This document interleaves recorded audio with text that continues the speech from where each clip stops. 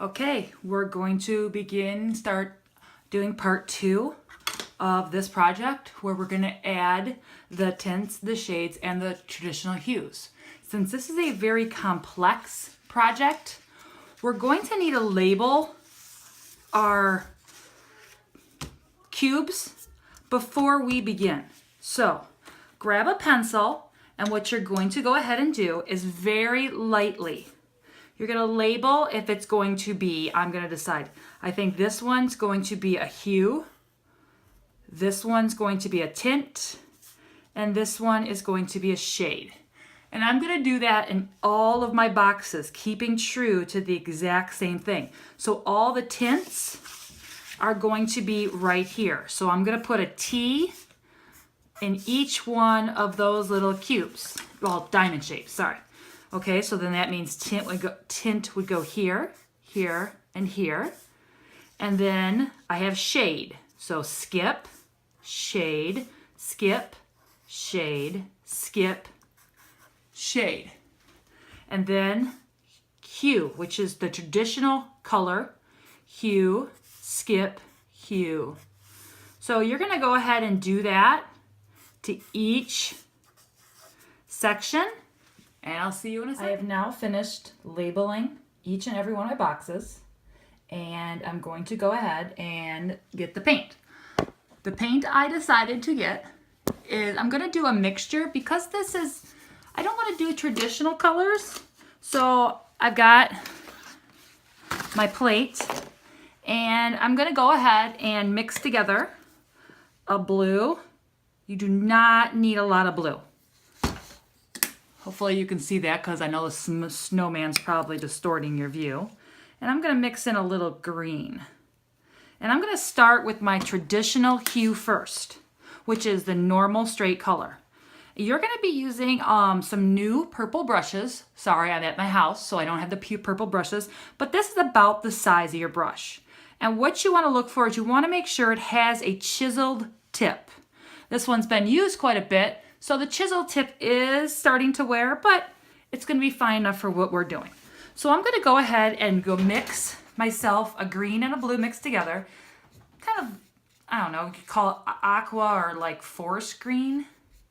Okay, and when I'm happy with the color, I think that's kind of cool. That's kind of what I was going for. I'm going to make sure I go back and forth. Now this is something that I know we've talked about before. When you load your paintbrush, you want to make sure you don't get all the way to the gold. Okay? You want to make sure you go back and forth with your brush, not scrubbing motion. Because when you scrub, you're going to go actually break down the bristles. And we're just going to make sure we have a nice chisel tip, which is what I have. And I'm going to go find my first H box, which is for the hue. And if everything works correctly, it should cover those H's. I'm going very closely on the edges to paint what I decided is my hue, which I don't want to be true green, I don't want it to be true blue. I kind of mix my color. The only thing, if you're going to mix colors like I did, you want to make sure you mix the exact same color each time. So I'm going to go ahead and I'm working on this one box. If it looks like I'm getting out of line, I'm kind of at an awkward angle.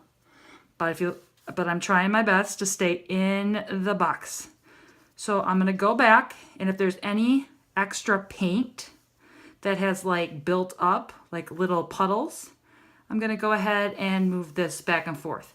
As you can see, I did not scoop up the paint. My brush still has not touched the gold part, and it's still a chiseled tip.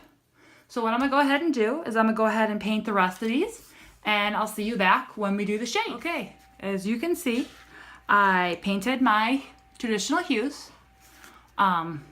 Basically, it's going to look like every other box. I did the best I could to make sure I stayed in the lines, but again, if you go out of the lines, you can always cover it up with your next color. Now, I washed out my brush because that's what you want to make sure you do. You keep your brush nice and clean, which I have done to mine. Made sure the tip was there. Now I'm going to go back If it's another day, you're gonna have to mix or get whatever color you're using. Again, I still have paint left. I do not use a lot. So I'm gonna do my tints next. So I'm gonna go ahead and add a little bit of white to the mix because we know a tint is any color mixed with white. So I'm gonna go get some on my brush and I'm gonna work my tinty color in, which is almost like a mint version of the color I had. So a little bit of green, a little bit of blue, a little bit of white. Doing the best to go back and forth, not to get to the gold part of my brush. Working it back and forth. And I think I'm ready to paint my tints. So I'm gonna go back and wherever it says T, that is tint. So I'm gonna work nice and neat. Trying again to stay in the lines. Now since this is the one that's added with white, if your pencil lines are still showing up, you might have to do 2 coats. So I'm going nice and slow. There's not a hurry, guys. Take your time. Keeping the point nice and chiseled.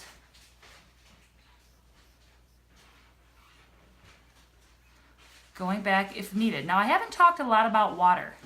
Every once in a while you're gonna wanna go get some water on your brush because your paint's gonna start to dry out.